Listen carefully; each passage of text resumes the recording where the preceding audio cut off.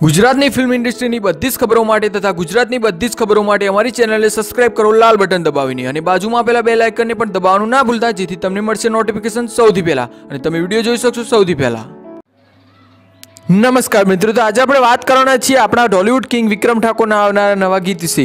તો મિત્રો, આ ગીતનું નામ છે જિંદગી જીવી લે। આ ગીત ઘણા સમયથી રિલીઝ થવાનું છે તેવા સમાચાર મળતા હતા, પરંતુ હવે ટૂંક જ સમયમાં આ ગીત શ્રી મહાવીર મૂવી મેકર્સ ચેનલમાંથી રિલીઝ થવાનું છે।